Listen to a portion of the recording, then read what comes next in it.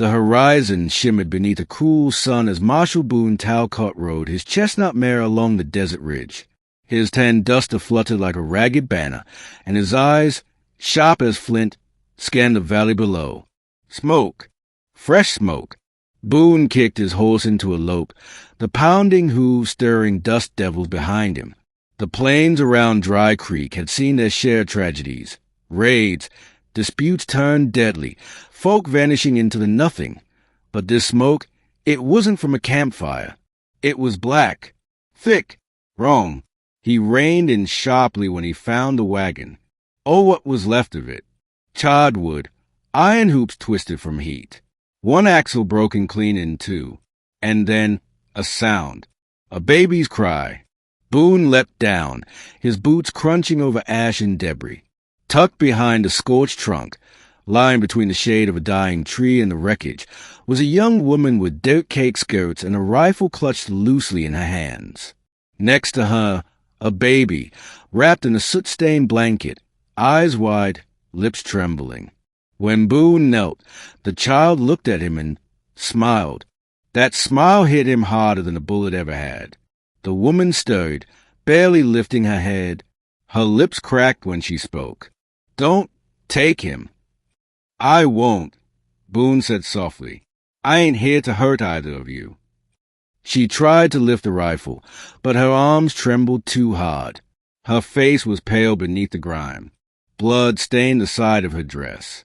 "I'm Marshal Talcott," he added. "Let me help." She fainted. Chapter 2. Her name was Evelyn. He made camp just a mile from the ruins of the wagon, close to water. Evelyn. He learned her name from a tattered letter in her pocket. Remained unconscious for hours, her skin hot with fever. Boone boiled water and cleaned her wound. It was a graze, likely from a bullet, nothing he couldn't patch. The baby was a boy, maybe 6 months old. Boone fed him watered-down beans and crushed jerky, earning more smiles for his trouble. When Evelyn finally opened her eyes, it was deep into the night, stars scattered like frost over black sky. "You stayed," she murmured. "I did." "Why?" He didn't answer right away. He wasn't sure himself. Maybe it was the boy's smile. Maybe it was how she'd refused to drop that rifle, even bleeding. "I reckon folks don't deserve to die alone," he finally said. She stared at him a moment, then turned her head away. Boone didn't press her. He gave her time. Chapter 3. What was lost? By the time they reached Dry Creek, Evelyn was walking again, though she leaned heavily on Boone's arm. The town was little more than a row of sagging buildings, one saloon, one general store, and a chapel that doubled as a schoolhouse. The townsfolk gave them wide-eyed stares, especially when they saw the baby. Boone took them to the only inn, paid for a room, and carried the boy up himself. Evelyn said nothing during the walk. Only once they were behind closed doors did she speak. "They came at dusk," she said softly. "3 men. Asked for my husband by name.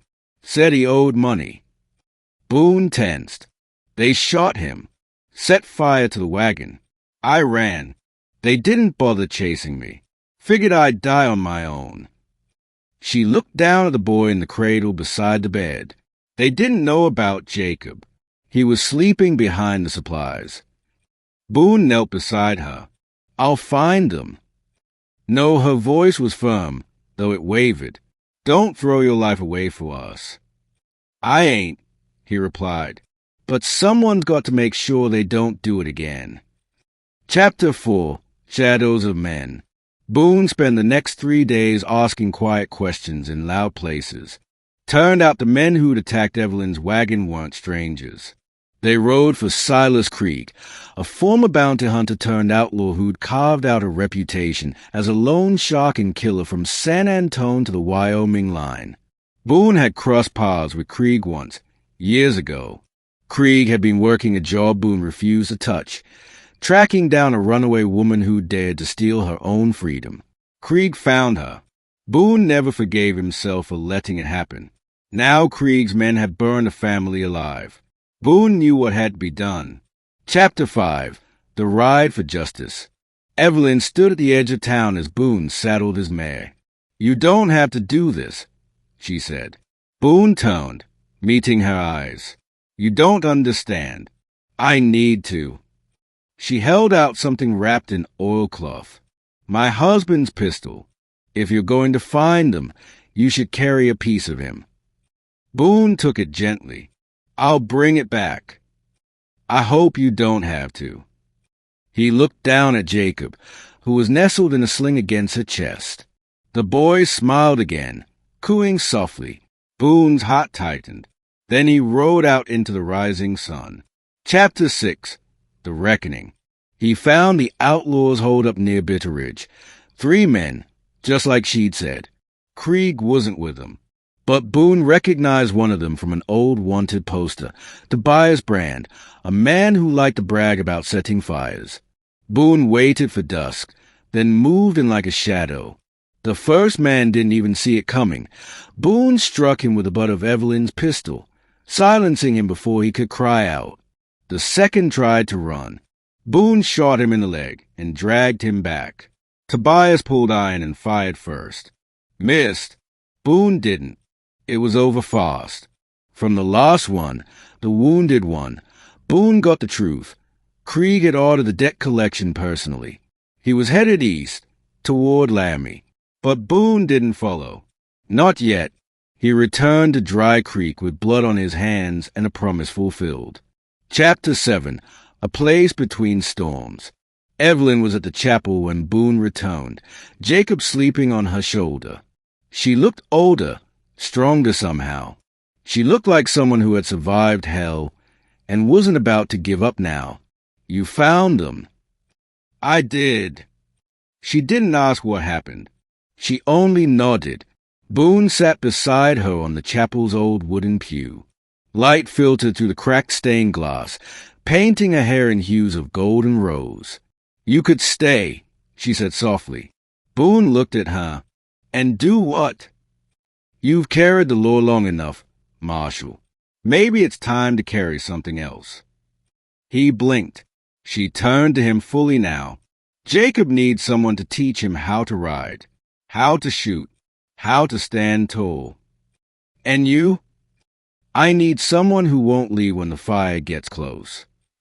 Boone didn't speak for a moment. Then he took her hand. Chapter 8. The Morning After Rain. Months passed. Boone built a fence around the small plot of land behind the chapel, where Evelyn tended a garden and Jacob learned to laugh freely. The town warmed to them. Boone fixed broken shutters, helped the preacher repair the bell tower. He no longer wore the star. He didn't need to. Every now and then, someone brought word of Krieg, but Boone let it go. He'd made peace with what he'd done, and more importantly, with what he'd found. One autumn morning, Evelyn came to him barefoot, her dress dusted with flour.